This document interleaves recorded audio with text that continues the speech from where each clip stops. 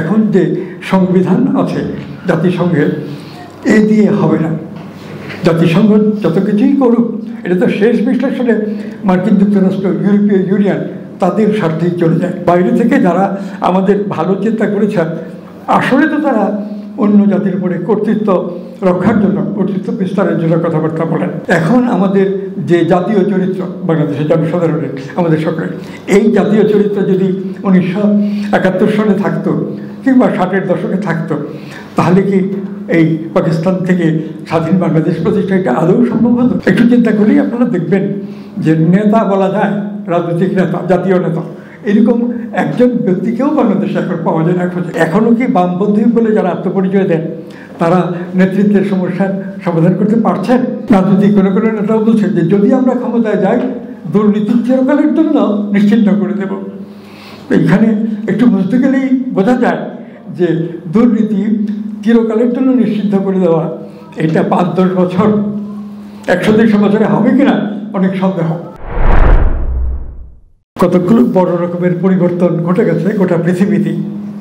এই 1980-র দশক থেকে ইনফরমেশন টেকনোলজিতে বিপ্লব ঘটেছে এবং আমরা যে ফ্যাক্স, ইমেল, ইন্টারনেটে নানা কিছু পেয়েছি, এগুলো তো সেই আলাউদ্দিন ও আশ্চর্য প্রদীপ বলে যে গল্প আমরা পড়তাম স্কুলে পড়ার সময়, সেই গল্পের বিষয়গুলোকেও ম্লান করে দিয়েছে। মুহূর্তের মধ্যে আপনি লন্ডনে অথবা ওয়াশিংটনে অথবা অস্ট্রেলিয়ার কোনো জায়গায় কথা বলতে পারেন, এ তো ভাবাই যেত না। অনেক কাজ এই কম্পিউটার এবং তার সঙ্গে রিলেটেড ডিজিটাল ব্যাপারাদি আছে, যেগুলো মানুষের সব কল্পনাকে পেছনে ফেলে বাস্তবে নতুন নতুন জিনিস নিয়ে আসছে। এই যে মানুষের জন্য খুব সুবিধাজনক এত কিছু বিজ্ঞান এবং প্রযুক্তির মধ্য থেকে মানুষের, সাধারণ মানুষের কাছে দেওয়া হয়েছে, এইগুলোর পেয়ে, এগুলো গ্রহণ করে মানুষের চিন্তা ভাবনা, আশা আকাঙ্ক্ষা অনেক বদলে গেছে। যদি একটা জিনিস দেখা যায় যে খাদ্যের যে অভাব ছিল এতকাল, লোক সংখ্যা কম থাকতে পারে, আরও কম থাকতে পারে, কিন্তু আমরা অতীতে গেলেই দেখতে পাই যে বহু লোক মানে খাদ্য পায় না, ঘাস পাত এটা ওইটা খেয়েও অনেকে বাঁচে, এবং যখন কিছু খেতে পায় তখন কিছু খেলে অসুখ বিসুখ হয়ে মারা যায়। এই তো ছিল অবস্থা। যত দ্রুত গতিতে জনসংখ্যা বাড়ছিল 19 শতকে, 20 শতকে, এই অনুপাতে ফসল উৎপাদন বাড়েনি। এইসব কারণে আমরা যদি ইতিহাস লক্ষ্য করি, তাহলে গত 2000 বছর ইতিহাসে এই জিনিসটা পাবো যে সব লোকের খাওয়ার মতো, খেয়ে বাঁচার মতো উপযুক্ত শস্য উৎপাদন, খাদ্যশস্য উৎপাদন ছিল না। কিন্তু এই যে এখন উচ্চ ফলনশীল বীজ, হাঁস, মুরগি, মাছের চাষ ইত্যাদির ফলে মোটামুটি গোটা পৃথিবীর মানুষের যতটা খাদ্য দরকার ততটা উৎপাদিত হয়। কোনো দেশে বেশি, কোনো দেশে কম, কিন্তু সবটা মিলে পৃথিবীর সব মানুষ খেয়ে পরে ভালোভাবে সম্মানজনকভাবে বাঁচতে পারবে, এরকম একটা বাস্তবতা তৈরি হয়েছে। কিন্তু বিজ্ঞান, প্রযুক্তি ইত্যাদির মাধ্যমে, জ্ঞান বিজ্ঞানের মাধ্যমে যা কিছু মানব জাতি পেয়েছে, এই সব কিছুই তো মালিকানা কিছু লোকের হাতে, রাষ্ট্র ক্ষমতা কিছু লোকের হাতে, এবং পৃথিবীর সর্বত্রই যাদের হাতে ক্ষমতা, যাদের হাতে সম্পত্তি বেশি, তারা তো সব মানুষের মঙ্গল এই নিয়ে চিন্তা করেন না। যতই পরিবর্তন হোক, আমার হাতে ক্ষমতা থাকবে, আমি সকলকে নিয়ন্ত্রণ করতে পারবো, এরকম একটা মানসিকতা আগে যেমন ছিল এখনও সেই রকম। আর এই নৈতিক উত্থানের কথা কেউ কেউ বলছেন, নৈতিক দিক দিয়ে তো এখন মানুষের কোনো সচেতনতার পরিচয় পাওয়া যায় না। কেউ কেউ উল্লেখ করেন যে নৈতিক উন্নতি হলে সমস্যার সমাধান কাটবে, কিন্তু নৈতিক উন্নতি কীভাবে হবে এইসব বিষয় তো সবিস্তারে কেউ বলেন না, কোনো রাজনৈতিক নেতা এবং বুদ্ধি। কিন্তু এইগুলো প্রত্যক্ষ আলোচনায় সামনে আনা দরকার, তাহলে আমরা সমস্যাগুলো বুঝবো, সমাধানও বুঝবো।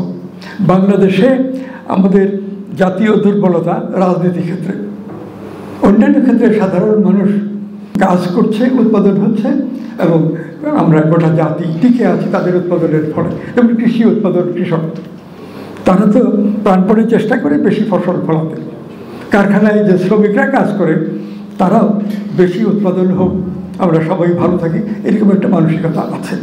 কিন্তু যারা কলকারখানার মালিক এবং প্রশাসনের বিভিন্ন অবস্থানে আছেন, তাদের মধ্যে তো এই শুভ চিন্তা অল্পই আছে। আর ব্যক্তিগত চিন্তা ভালো, উন্নত চিন্তা হলে, কিন্তু ব্যক্তিগত চিন্তাকে কাজে লাগাতে হলে তো রাজনৈতিক দল দরকার, সাংস্কৃতিক দল দরকার।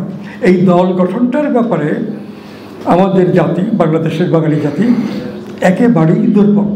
ওই যে বামপন্থী দলগুলো ছিল, এক দল ভেঙে দুই দল, দুই দল ভেঙে চার দল, চার দল ভেঙে 8 দল, এইভাবে 40টার বেশি বামপন্থী দল 1980-র দশকে হয়েছিল। তো এইগুলি একটু অনুসন্ধান করলে আপনারা বুঝতে পারবেন এখনও কি বামপন্থী বলে যারা আত্মপরিচয় দেন তারা নেতৃত্বের সমস্যার সমাধান করতে পারছেন নিজেদের দলের ভিতরে। এখনও দেখতে গেলে দেখা যাবে যে সেটা ভাঙনের প্রক্রিয়ায় আছে। অর্থাৎ একসঙ্গে যারা একটু যোগ্য লোক, বহুজন সভাপতি হতে চান, সাধারণ সম্পাদক হতে চান, কিন্তু একটা দলের মধ্যে তো একজনই হবেন ওইরকম কেন্দ্রীয় নেতা। সেই জিনিসটা অনেকের স্যাক্রিফাইস করার ফলে, ত্যাগ স্বীকার করার ফলে সম্ভব হয়, কিন্তু আমাদের জাতির মধ্যে সেটা যথেষ্ট প্রমাণ পাওয়া যায় না।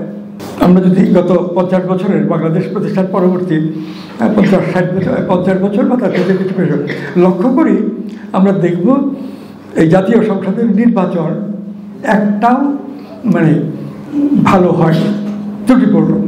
এর মধ্যে 1991 সালে যে নির্বাচন হয়েছে, বাইরের বহু লোক এখানে আসছেন, মার্কিন যুক্তরাষ্ট্র থেকে, কানাডা থেকে, ইউকে থেকে, ফ্রান্স, জার্মানি, আরও অনেক দেশে অন্তত শতাধিক লোক যারা সাংবাদিক নন, রাজনীতির বিষয়ে ইন্টারেস্টেড, সেরকম রাজনীতিতে সক্রিয়, এরকম লোকেরা আসছেন আর সাংবাদিকরা আসছেন।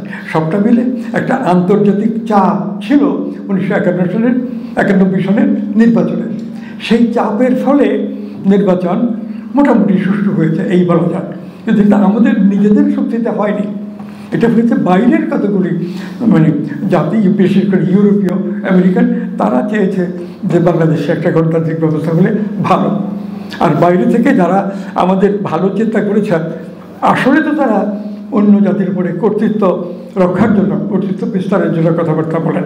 মার্কিন যুক্তরাষ্ট্র দুনিয়াতে বড় বড় খারাপ কাজ যেগুলি হচ্ছে তার মধ্যে অবশ্যই যুদ্ধ একটা, যুদ্ধে নরহত্যা ক্রমাগত হয়, এ ধরনের মধ্যপ্রাচ্যে যে এখন সংকট, ইসরায়েল যেভাবে মার্কিন সহায়তা নিয়ে কাজ করছে, এটা মধ্যপ্রাচ্যে একটা মারাত্মক অবস্থা তৈরি করছে।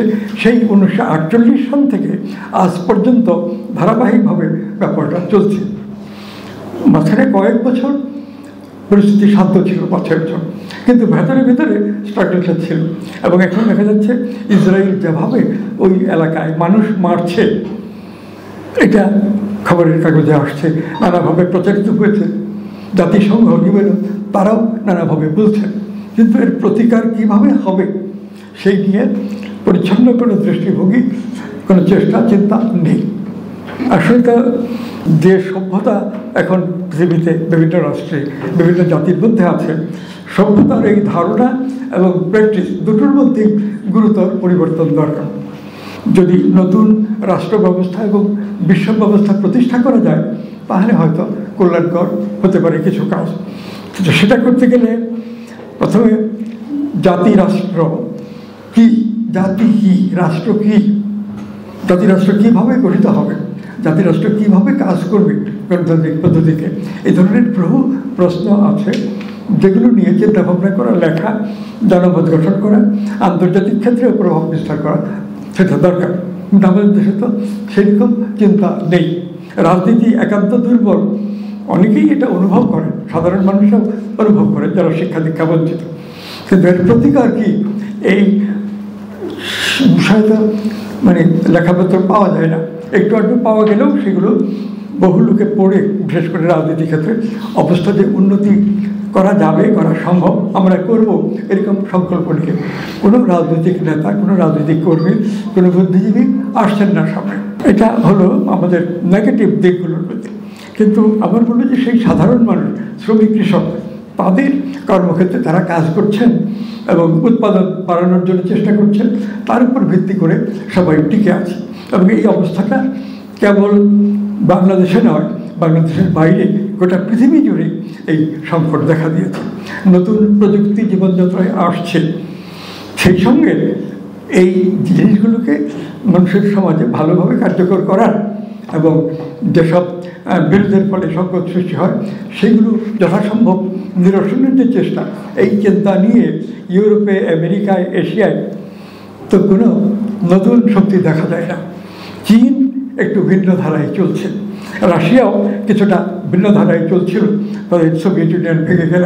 কিন্তু রাশিয়া একটা যুদ্ধে জড়িয়ে পড়েছে, তার ফলে জটিলতার মধ্যে আছে। তো এইসব বিষয়ে আমাদের দেখতে হবে।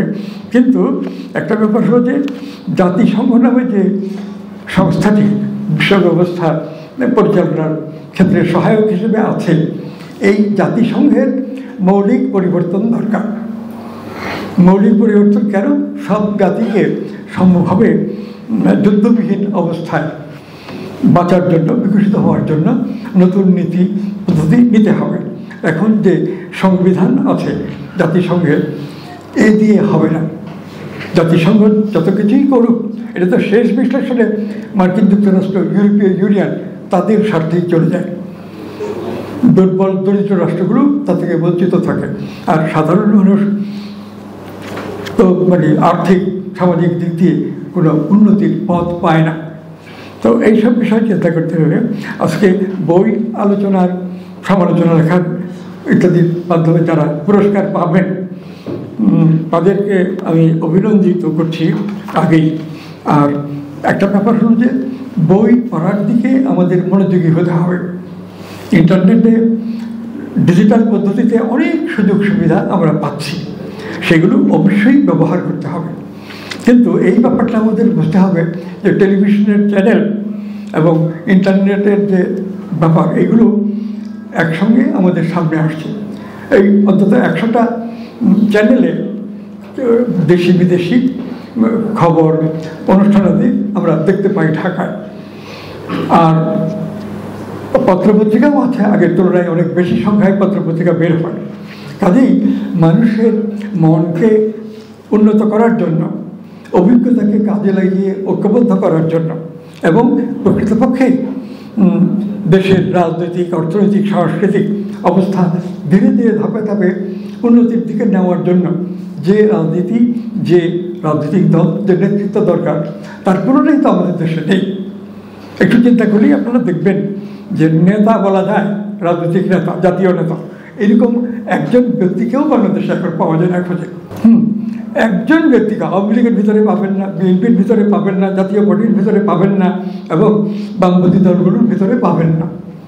জাতীয় ঐক্য, গণমানুষের মনকে আকৃষ্ট করা এবং এই নেতৃত্ব আমাদের অবস্থার উন্নতির জন্য কাজ করবে। ধনী গরিব, শিক্ষাসজ্জিত, শিক্ষিত, এই পার্থক্য আছে, এটা কমানো সম্ভব। একেবারে নির্মূল করে দেওয়ার কথা যারা বলেন তারাও ঠিক কথা বলেন বলে মনে হয় না। দুর্নীতি সম্পর্কে কখনো কখনো কিছু বুদ্ধিজীবী এবং এই যে তত্ত্বাবধায়ক সরকার গঠিত হয়, সেই তত্ত্বাবধায়ক সরকারের যারা মন্ত্রীর অবস্থানে থেকে কাজ করেন সদস্য, তাদের অনেকে অত্যন্ত তীব্র এবং উগ্র ভাষায় চিরকালের জন্য দুর্নীতি নিশ্চিহ্ন করে দেবো আমরা।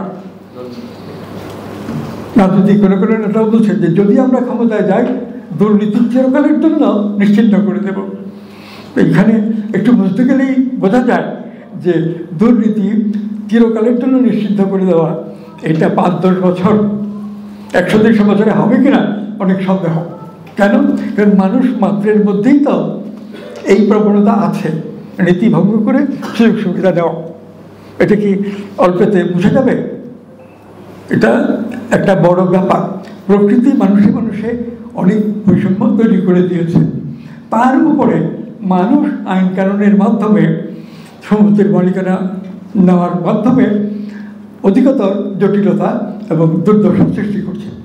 এইটুকুতে আমরা পারি যে আমরা কমাবো, কিন্তু মানুষের যে স্বভাব, এটা সম্পর্কে গভীরভাবে চিন্তা না করে দায়িত্বহীনভাবে ভালো ভালো কথা বললে তার বাস্তবায়ন কখনো হয় না। এটা আমাদের বাংলাদেশে খুব বেশি। কিছু বুদ্ধিজীবী, কিছু রাজনীতিবিদ এই কাজটাই করেছেন গত বলা যায় 53 বছর ধরে স্বাধীন বাংলাদেশে। এইসব বিষয়ে ভিন্নভাবে চিন্তা করা দরকার। আর চিন্তার চর্চাও তো বাংলাদেশে এখন নেই। এখন আমাদের যে জাতীয় চরিত্র বাংলাদেশের জনসাধারণের, আমাদের সকলের, এই জাতীয় চরিত্র যদি 1971 সালে থাকতো কিংবা 60-এর দশকে থাকতো, তাহলে কি এই পাকিস্তান থেকে স্বাধীন বাংলাদেশ প্রতিষ্ঠা এটা আদৌ সম্ভব হতো? যে কোনো কারণেই হোক, তখন অনাচার এবং দুর্নীতি বিশেষ করে রাজনীতিতে এখনকার তুলনায় কম ছিল, এবং এই উচ্চতর আকাঙ্ক্ষা, ভালো কিছু করবো, বড় কিছু করবো, এই আকাঙ্ক্ষাটা এখনকার তুলনায় অনেক বেশি ছিল। সেটাতেই সম্ভব হয়েছিল একসময়ে ইংরেজরা এই দেশ থেকে ক্ষমতা হস্তান্তর করে চলে গেছে। তারপরে আমরা পাকিস্তান মুক্ত হলাম এবং পশ্চিম পাকিস্তান থেকে মুক্ত হয়ে আমরা স্বাধীন বাংলাদেশ প্রতিষ্ঠা করলাম। ওই সময় আমাদের যে জাতীয় চরিত্র ছিল, স্বাধীন বাংলাদেশে গত 53 বছরের মধ্যে আমাদের জাতীয় কী বলে দায়িত্বশীলতা বা জাতীয় চরিত্র উত্থানমুখী হয়নি, নিম্নমুখী হয়েছে। তো যে কথাটা বললাম, যে যারা সমালোচনা লিখেছেন কিছু বইয়ে যে প্রতিযোগিতার আয়োজন করা হয়েছে, এটা খুব ভালো। এবং এই সমালোচনার মর্মে একটা বিষয় থাকা উচিত যে মানুষের স্বভাব, মানুষের চরিত্র, মানুষের সম্মিলিত জীবনধারা, সংগঠন, রাষ্ট্র ব্যবস্থা, রাজনৈতিক দল, এই সবগুলোর মধ্যে একটা মর্মগত পরিবর্তন আনা দরকার, এবং সেটা সম্ভব। নেতৃত্ব হলে সেটা সম্ভব। দুর্বলরা ঐক্যবদ্ধ হয়ে শক্তিশালী হয় এবং নিজেদের অধিকার, মর্যাদা অনেকটুকু তারা অর্জন করতে পারে। কিন্তু সেই অর্জন পাওয়ার জন্য চেষ্টা দরকার হয়, চিন্তা দরকার হয়, আন্দোলন সংগ্রামেরও দরকার হয়। স্বতঃস্ফূর্তভাবে এমনিতেই হয় না। এই যে তত্ত্বাবধায়ক সরকারের ধারণাটা কারা কোথা থেকে এনেছেন অথবা কারা উদ্ভাবন করেছেন, এই প্রশ্ন এবং এর উত্তর আমাদের পাওয়া দরকার। যারা এইসব পেছন থেকে, দৃশ্যের অন্তরালী থেকে নিয়ন্ত্রণ করেন, তাদের কথা নিয়ে কেউ ভাবে না। এটা কি আমাদের দেশের কোনো বুদ্ধিজীবী বা রাজনীতিবিদদের মধ্য থেকে আসছে? এই যে নির্দলীয়, নিরপেক্ষ, অরাজনৈতিক ব্যক্তিদের নিয়ে তত্ত্বাবধায়ক সরকার প্রতিষ্ঠা করবে ইলেকশন করার জন্য। ওরা ইলেকশন করে চলে যাবে এবং আমাদের যে দুর্নীতিবাজ রাজনীতিবিদ, তাদের সংসদ, মন্ত্রী পরিষদ, রাষ্ট্রপতি, প্রধানমন্ত্রী ইত্যাদি রেখে যাবে। এটা কি কোনো প্র্যাকটিক্যাল চিন্তা? এখন তো শতকরা 100% এই ধরনের লোকদের উপদেষ্টা পরিষদ। কোনো পলিটিক্যাল লোক এর মধ্যে আছেন? এনজিও, সিভিল সোসাইটি অর্গানাইজেশন যারা করেন, তারাই তো এই প্রফেসর ইউনূসের এই উপদেষ্টা পরিষদে আছেন। একটা কথা হলো যে রাজনীতি অত্যন্ত গুরুতর সমস্যা, এটার সমাধান সম্ভব, কিন্তু সমাধানের জন্য যে চিন্তা করা হচ্ছে যে তত্ত্বাবধায়ক সরকার দিয়ে ইলেকশন করে এই যে আমাদের বিপদগামী রাজনীতিবিদ তাদের হাতে ক্ষমতা হস্তান্তর করে বিদায় নেবে, এটার দ্বারা কিছু সমাধান হবে না। যে কথাটা এখন একটু আধটু বলে, কিন্তু জোর দিয়ে কেউ বলে না যে আধুনিক যুগে কোনো রাষ্ট্রেই রাজনৈতিক দল ছাড়া সরকার গঠন করে না। আপনারা ইরানের কথা ধরেন, ইরান তো শিয়া মুসলমানরা কী বলে প্রায় সব মানুষ, অল্প কিছু অন্য ধর্মের আছে। তো আদর্শ ইসলামী রাষ্ট্র প্রতিষ্ঠা করা ইরান সরকারের প্রয়াস, সংকল্প, তাদের সংবিধান সেইভাবে আছে। তো সেইখানেও তো ধর্মভিত্তিক রাজনীতি, কিন্তু রাজনৈতিক দল আছে একাধিক এবং নির্বাচন হয়, কিছুটা পরিবর্তন হয় ক্ষমতাসীন দলের। আর নেপাল তো কিছুকাল আগে পর্যন্ত হিন্দু ধর্মকে তাদের রাষ্ট্রীয় আদর্শ ঘোষণা করে চলত। তারপরে নানান উত্থান পতনের মধ্য দিয়ে তারা 10-15 বছরের উত্থান পতনের মধ্য দিয়ে তারা ধর্ম নিরপেক্ষতাকে তাদের রাষ্ট্রীয় আদর্শ করেছে। আগে ছিল হিন্দুত্ব বাদ দিয়ে ধর্ম নিরপেক্ষতা আনছে। তো কথাটা এই জন্য বললাম যে সেইখানেও তো দল দিয়ে সরকার গঠিত হয়েছে। যখন রাজা ছিলেন তখনও মন্ত্রী পরিষদ ইত্যাদি গঠিত হয়েছে নানাভাবে নির্বাচনের মাধ্যমে, এবং দল ছিল। তো বাংলাদেশের রাজনীতিতে রাজনৈতিক দল গঠনকে নানা কৌশলে বিশ্বব্যাংক, আন্তর্জাতিক অর্থ তহবিল, মার্কিন যুক্তরাষ্ট্র, ইউরোপীয় ইউনিয়ন, আরও নানা রাষ্ট্র যেগুলো গোটা দুনিয়ার উপরে কর্তৃত্ব করে, নানা দিক দিয়ে শক্তিশালী, তারা যখনই রাজনৈতিক দল গঠনে গুরুত্ব দেওয়ার কথা বলছে, রাজনৈতিক দল গঠনগুলি তো সব খারাপ হয়ে যায়, এরকম একটা ধারণা দিচ্ছে। তাই রাজনৈতিক দল বাদ দিয়ে যে উপদেষ্টা মণ্ডলীর মানে করা হচ্ছে, ওই শাসন এর মাধ্যমে নির্বাচন করা, তো এটা দিয়ে কিছু সাফল্যের সম্ভাবনা আছে, নানাভাবে আশা সৃষ্টি করার চেষ্টা আছে। আমি বলবো যে রাজনৈতিক দল গঠন করতে হবে এবং রাজনৈতিক দলগুলোকে কি আদর্শ কোন দল অবলম্বন করছে বাংলাদেশ রাষ্ট্রটাকে গঠন করার জন্য, সেটা লিখিতভাবে জনগণের মধ্যে প্রচার করতে হবে। ইন্টারনেটের মাধ্যমে অনেক কিছু প্রচার করা যায়, সেটাও করতে হবে, কিন্তু লিখিত একটা পুস্তিকা পেলে, একটা বই পেলে মানুষ যারা আগ্রহী এটা পড়লে যতটা বুঝবে, যতটা কাজে অনুপ্রাণিত হবে, ইন্টারনেটের মাধ্যমে প্রচার করলে ততটা হয় না। স্ক্রিনে পড়া আর একটা বইতে পড়া এর মধ্যে অনেক পার্থক্য আছে। অবশ্যই আমরা নতুন নতুন প্রযুক্তিকে গ্রহণ করব, কিন্তু ভালোভাবে কাজ করার জন্য ইউরোপ আমেরিকাতেও এটা চলে যে রাজনৈতিক বিষয়গুলো, গুরুতর জাতীয় বিষয়গুলো লিফলেট, বুকলেট, বই এগুলোর মাধ্যমে প্রচার করা হয়। আর জ্ঞান বিজ্ঞানের অর্জনের জন্য বইয়ের কোনো বিকল্প নেই। অন্য নতুন যেসব সুযোগ সুবিধা আছে সেগুলো অবশ্যই আমরা নেব, কিন্তু আমাদের ইতিহাস এবং ঐতিহ্য ধরে তার সঙ্গে সংগতিপূর্ণ করে নতুন প্রযুক্তি, নতুন বিজ্ঞান, নতুন চিন্তাধারা এগুলো বাইরে থেকে আমরা গ্রহণ করব। নিজেদের সত্তা বাতিল করে দিয়ে মানে কোনো কিছু গ্রহণ করলে তার ফল কোথাও ভালো হয় না, এগুলো বিষয়। তো এই যে আমরা বললাম যে রাজনীতি সবচেয়ে দুর্বল জায়গা এই কালের না, শুধু একদম প্রাচীনতম কাল থেকে বাংলা ভাষার যে দেশ, বাংলা ভাষার যে ভূভাগ, এখানে রাজারা যে রাজত্ব করেছেন ইতিহাসে দেখতে গেলে দেখা যায় সেই বখতিয়ার খিলজি থেকে আরম্ভ করে রবার্ট ক্লাইভদের ভারত দখলিতরে এই সময় পর্যন্ত যে রাজবংশগুলো রাজত্ব করেছে, বিশেষ করে পাল রাজবংশ, সেন রাজবংশ, দেখা যায় যে এগুলো 700 বছর ধরে বাহির থেকে এখানে এসে রাজত্ব প্রতিষ্ঠা করেছে। পাল রাজারা দক্ষিণ ভারতের কোনো অঞ্চল থেকে আসছেন, এর কয়েকশো বছর পরে সেন রাজারা তারাও দক্ষিণ ভারতের থেকে এসে এইখানে রাজত্ব প্রতিষ্ঠা করেছেন। কোনো বাঙালি এই দেশে জন্মগ্রহণ করে বাংলা ভাষার ভূভাগ এই দেশে রাজত্ব করেছেন এমন দৃষ্টান্ত অনেক খোঁজাখুঁজি করে পাই। দিনাজপুরের একজন ছিলেন রাজা গণেশ, তারপরে তার ছেলে যদু, যদু ক্ষমতায় এসে ধর্মান্তরিত হয়ে মুসলমান হয়ে গেছেন, কারণ মুসলমানরা সব কিছু জয় করে নিচ্ছে, এইখানে হিন্দুত্বের মধ্যে থেকে আমি রাজত্ব করতে পারবো না। তো এই মুসলমান হয়েও 15 বছর বা 20 বছর রাজত্ব করার পরে এই বংশধারা বিলুপ্ত হয়ে গেছে, রাজনীতিতে আর নাই রাজত্ব করাতে। এই হলো পলাশির যুদ্ধের আগেকার প্রায় 1000 বছরের ইতিহাসে আমাদের দৃশ্য, আমাদের অবস্থা, যে এখানে নিজেদের ভেতর থেকে কোনো রাজা তৈরি করতে পারেনি, অথবা কোনো রাজাও সেইভাবে সামনে এসে এই অঞ্চলের মানুষ আমি এই অঞ্চলে কর্তৃত্ব করবো এই ধরনের কোনো কিছু করতে পারেনি। অবশ্যই আমাদের জাতিতে সেটাও একটা বড় দুর্বলতা। তারপরে ইংরেজ শাসন, কীভাবে ইংরেজরা ক্ষমতা দখল করলো আপনারা সবাই জানেন। তো এই ব্রিটিশ শাসিত বাংলায় কলকাতা সারা ভারতের রাজধানী ছিল, এবং কলকাতায় যে জ্ঞান বিজ্ঞান চর্চা, শিক্ষা, শিল্প সাহিত্য সৃষ্টি এগুলিতে অসাধারণ কৃতিত্বের পরিচয় দিয়েছে। রামমোহনের কালে রামমোহনের সমকক্ষ একজন চিন্তাবিদ, চীন, জাপান, তারপরে ইন্দোচীনের রাষ্ট্রগুলো, ভারতে বাংলা ছাড়া অন্যান্য প্রদেশ, মিশর থেকে আরম্ভ করে একেবারে দক্ষিণ আমেরিকা পর্যন্ত যায়। তাহলে এই দক্ষিণ বিশ্বে রামমোহনের সমকক্ষ একজন মানুষের সন্ধান পাওয়া যায় না। রামমোহন কী ছিলেন এগুলো আমাদের জানা দরকার। তারপরে যদি আমরা আসি ঈশ্বরচন্দ্র বিদ্যাসাগর, তার সমকক্ষ কোনো ইন্টেলেকচুয়াল এই দক্ষিণ বিশ্বে ছিল না।